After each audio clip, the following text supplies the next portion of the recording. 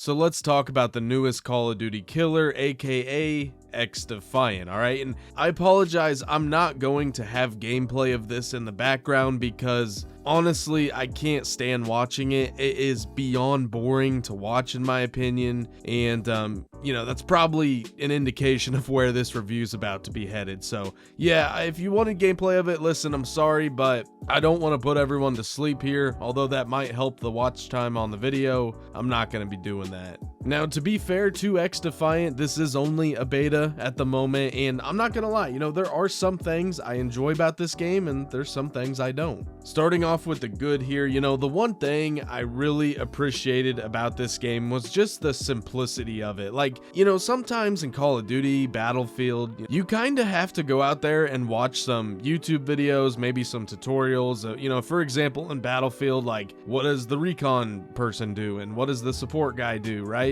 And while there are still some things, you know, like the specialist that definitely needs some learning and, you know, tutorials and things to do, for the most part, this game was pretty simple though. And you know, I really did appreciate that, along with the guns are just normal. You have weapons like the M4A1, the MP5, and guess what? They look and sound just like the actual weapons themselves, rather than using the Lockman 772 or the Enrique Iglesias 77141, right? Like, it's real annoying, honestly. I know it's something that's just real small. It may not seem like a big deal, but honestly, like, it's just one of those, you know, little details that really kind of makes it more enjoyable for me, I guess. I don't know, maybe I'm the only person there. Anyways, that's about it when it comes to the good for XDefiant for me. Now, before we get into the bad, you know, again, I get this is a beta, it's not the full release, like, there's a lot of things missing, and honestly, the betas for Call of Duty even suck, but you really do learn a lot about a game's personality. You know, they can't exactly go back and just rework the entire thing now. They've kind of got a path built, and they gotta stick with it for the most part. Anyway, starting off with the bad here, the netcode, #1 complaint, I think by literally everyone.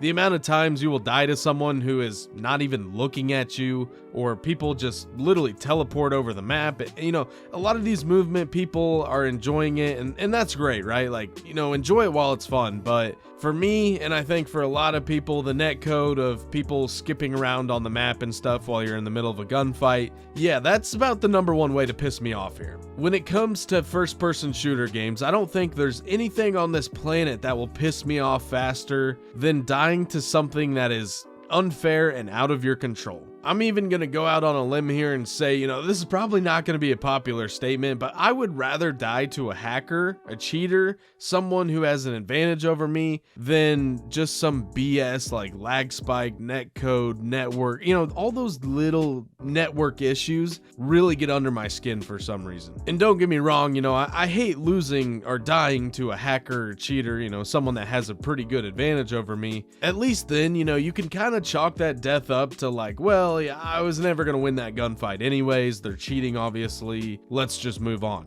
But whenever it's these connection issues, for me, it's like you have a chance to win, but the game is quite literally just screwing you over, and there's nothing you can do about it. Now, I'm recording this on April 18th, and actually, as of today, I have seen some people complimenting the dev team, talking about how they've actually tackled some of the netcode problems, so at least the developers are listening, right? And they're trying to do things the right way. I can respect that all day long. Even if I personally don't enjoy playing the game and I don't have a good time on it, I can at least respect the fact that devs are trying to make their game good, you know? Some of the other issues I had with XDefiant, the maps are big, but the movement is a little bit faster than, you know, most like Call of Duties and stuff. At least that's how it felt to me. The maps are big, but you get around faster, so I mean, I get it, they kind of cancel each other out, but sometimes the maps just feel way bigger, and I don't know, I just don't personally enjoy that. Not to mention, none of the maps really stuck out to me. You know, there wasn't really any maps that I'm like just dying to play on again. And although I'm not a huge fan of these maps, you know, the good thing is that can be improved in the game. You know, they can always come out with new and better maps later on down the road. The next thing I couldn't stand about this game was the specialist, and you know, I kind of expected me to just not like them. I didn't really play the Call of Duties that had specialists, like Black Ops Ops 3 and Black Ops 4. I don't know. I mean, I can kind of get over Specialist if I think they're all, you know, viable and just like balanced pretty well. But I just didn't really like these ones. I don't know. It was more goofy and less, not that it has to be realistic, but you know, it was just kind of like Halo-ish, I guess. Like, for example, in Call of Duty, if they want to give a specialist a grenade launcher, great, you know, let it be. But if someone were to walk around with like a laser gun and a force field in Call of Duty, you know, I'd be like, I don't really know about that, you know? And the last thing I want to cover is that apparently there's a rumor going around there's no skill-based matchmaking in this game. And while that might be true and probably does sound pretty good to most of you, I don't really see a lot of casuals switching over to XDefiant. I know the game is supposedly going to be free to play, but I just personally don't see a lot of casuals switching over here. And maybe I'm wrong about that, and a bunch of casuals actually do, you know, give this game a chance because it is going to be free. I'll definitely accept that if I'm wrong, but you know, I don't see it happening personally. And not to mention,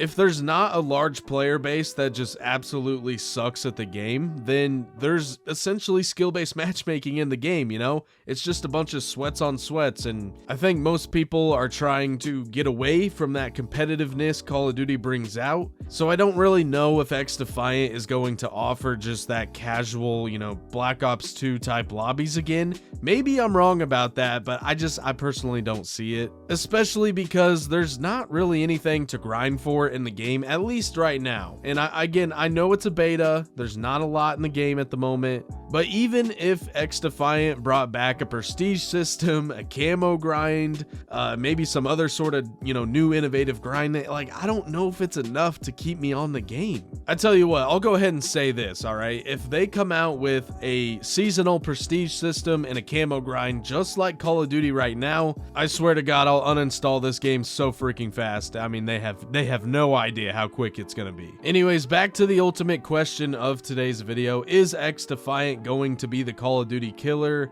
Probably not, okay? I'm being honest with you guys. I know there's a bunch of people out there shilling the piss out of this game. They are doing everything they can to make sure COD fans know this is going to take us out, right? I'm not saying this game can't improve and get better over time as they, you know, add things in and maybe tweak some different settings and things. But overall, honest to God, if you were to put this game and Call of Duty Mobile side by side, I probably couldn't tell the difference, to be honest. Like, that's how just low of the game I was kind of thinking the whole time. Again, I fully expect this game to get better with time, but it's COD Mobile, bro. It's COD Mobile with like super futuristic special abilities. And you know, one thing I also want to point out here, I've seen a lot of people comparing XDefiant to Call of Duty as Splitgate was to Halo. And I don't really think that's a fair comparison there because, you know, you kind of have a dev studio of like 4 people made Splitgate. And while I love Splitgate, I still to this day, like, if it got popular again, I would definitely go back and play it. But that was ran again by like a bunch of college kids who were just farting around on their dad's computer. This is an actual studio, right? Ubisoft, although I don't really like Ubisoft, I've never really been a big fan of them.